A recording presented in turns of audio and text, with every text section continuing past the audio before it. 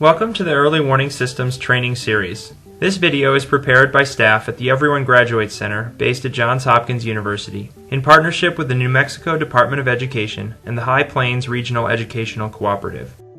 The videos and breakout activities are designed to help your school team implement the planning, design, and problem solving for the implementation of an early warning system. We recommend that you watch and complete these activities with a representative team from your school that will be leading the implementation of your early warning system. The team should include the following: at least one administrator, at least one teacher, a counselor, an individual who excels at using your student information system, and other school leaders or representatives. The training videos will share background information and set up activities for you to complete with your team and a designated facilitator within your group. Before you start, make sure you've downloaded the video's supplemental materials from the video webpage. This includes a student strengths T-chart and a video discussion guide with a link to a clip from a PBS Frontline episode for use later in this video.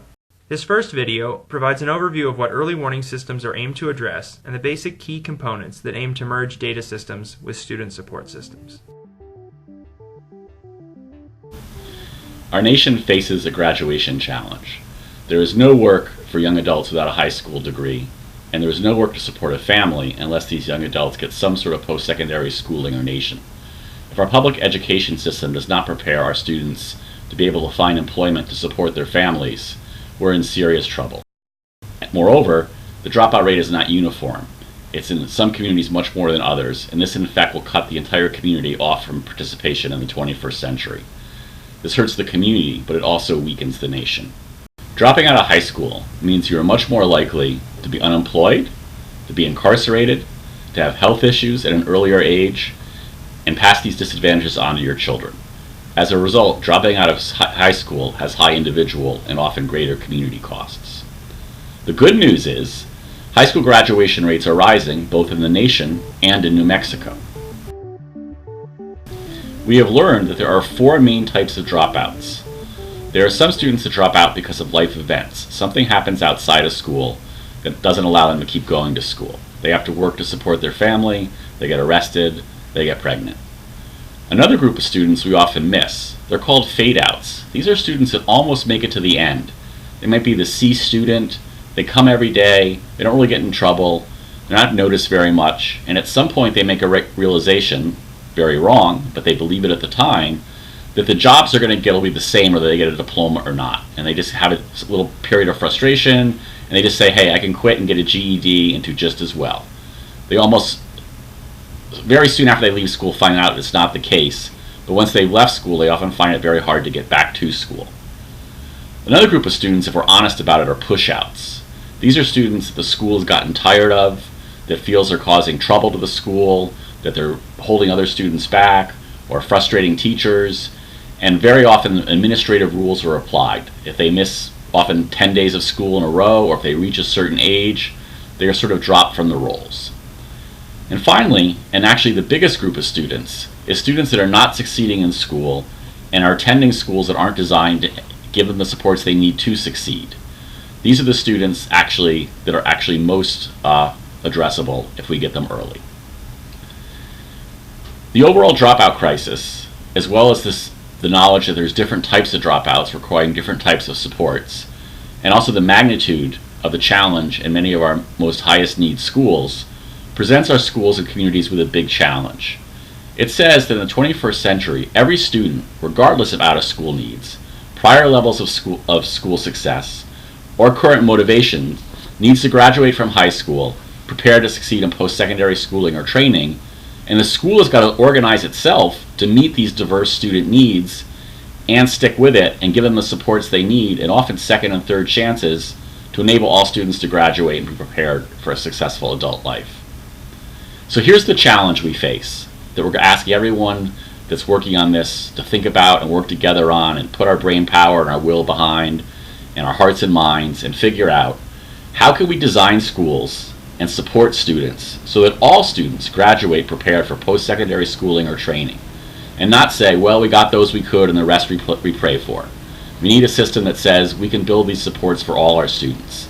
But to do that, we're going to have to really work together, think hard, try lots of things, realize we're not going to get it right the first time or even the second time, but if we keep working on it and work together, we can make a tremendous difference in many students' lives and actually change the trajectory and the future of our nation.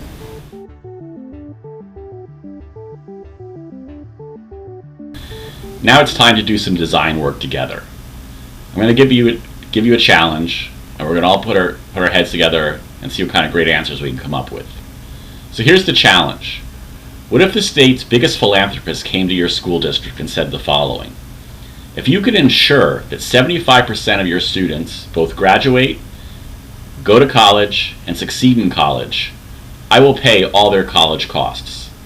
However, as soon as you dip below 75% of students succeeding at this, all the funding goes away.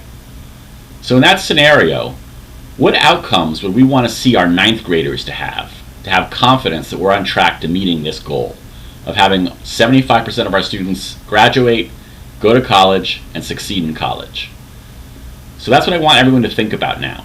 From your experience, what would you look for in your ninth graders to know that they were on track not only to graduate, but to graduate prepared to succeed in college? What types of attitudes, behaviors, skills, outlooks, what would they need, and what would tell you, hey, we're on track, we're going to make this, we're good, we're not going to have to stay up every night worrying about losing this wonderful benefit?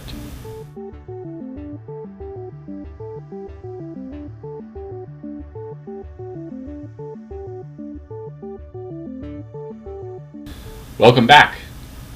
I'm sure that you figured this out, because every time I've done this, it just proves the wisdom of educators that they know the answers to these questions if they're given time to put their heads together and figure it out. But now we're going to tell you a little bit about what we found when we studied this directly. When we followed a whole cohort of students from a major state in the ninth grade through post-secondary success, we found that the students who had a 75% chance of succeeding in their state university system, which one could argue should be the goal of public education, to prepare our students to succeed in our state university system. We found to have a 75% chance of succeeding in a state university system, in the ninth grade, students had to have 5 characteristics. Folks often talk about 5-tool athletes as being the most gifted and most all-around athlete. We found you have to be a 5-tool student in ninth grade to be assured of succeeding in college. You need to come every day. You need to not get in trouble. You need not to fail any classes. You need to have a B or better GPA, and you need mid-level or better test scores. And almost all these students that have these things are on age for grade. What this told us is that, in short, these students are good at school. Now the challenge is, in this major state, only 25% of the ninth graders had all 5 of these characteristics, which tells us that currently only about a quarter of our students are really on track in the ninth grade to have really solid chances of success in college. The other big thing we found is that when high poverty students achieve these outcomes in the ninth grade, much of the poverty disadvantage goes away. There's still a financial challenge. Some of these students still struggle in college because they simply can't afford it. But all the ability to succeed, the know-how, the ability to persevere, the ability to do well in college more or less goes away as a difference between low and high income kids if low-income kids can demonstrate these abilities in ninth grade. Or really these outcomes. They're not really abilities. They're really learned behaviors, and having had good success at school and good supports are what drive this. What does this tell us more broadly? Well, if you don't believe us, maybe you'll believe the ACT, which is often the high-stakes test in many states. ACT found that academic behaviors, things like engagement and effort and perseverance, were as important as test scores in predicting students' outcomes in college. They basically found grades, test scores, and these behaviors each predicted about a third of students' ability to succeed. Thinking about your students' strengths and what they face, pause the video for 3 to 5 minutes and answer these 2 questions with your school team. Use the Student Strengths T-chart in your supplemental materials to help you organize your thoughts.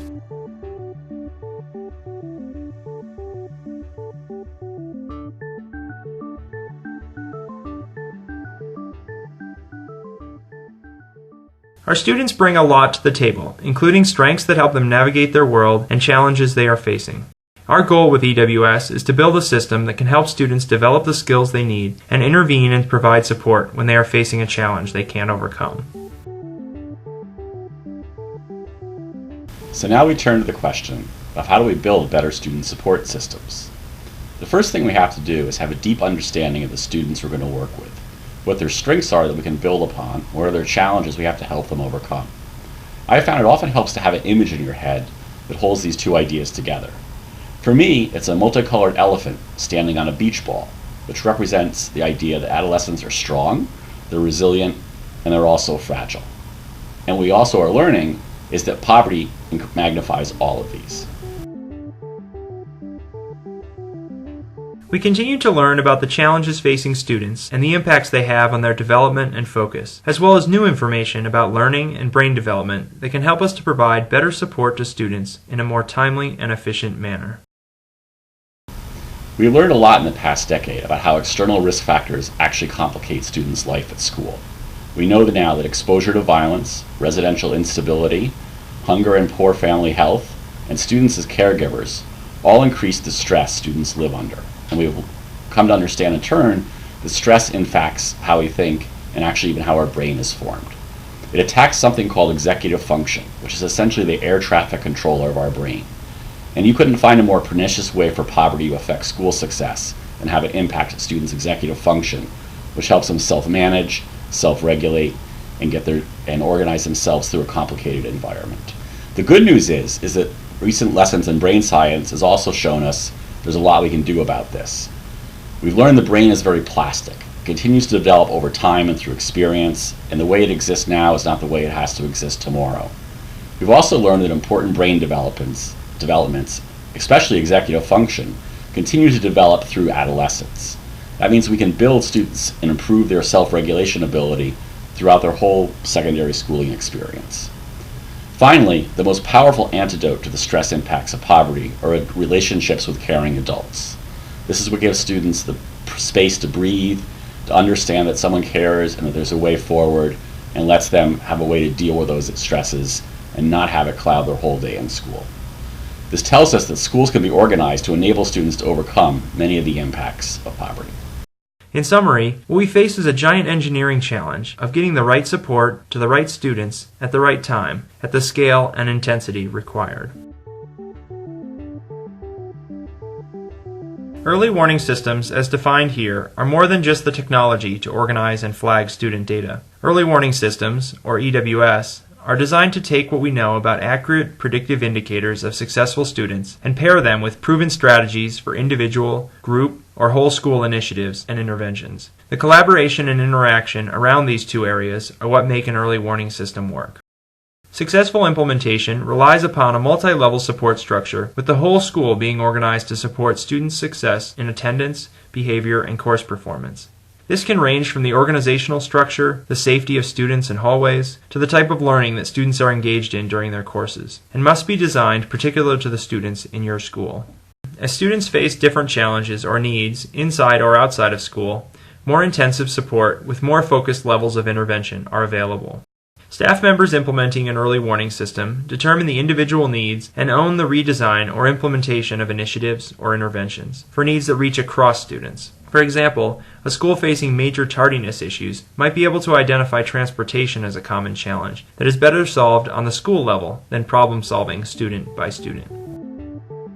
As we begin to look at implementing early warning systems, we would like to start this video series with a focus on the students who are the focal point of this work. Please spend a few minutes to watch the PBS Frontline video about Omarina, a student who attended a school that implemented an early warning system. Afterwards, please pause the video for 5 to 7 minutes and discuss the questions from the discussion guide before restarting the video.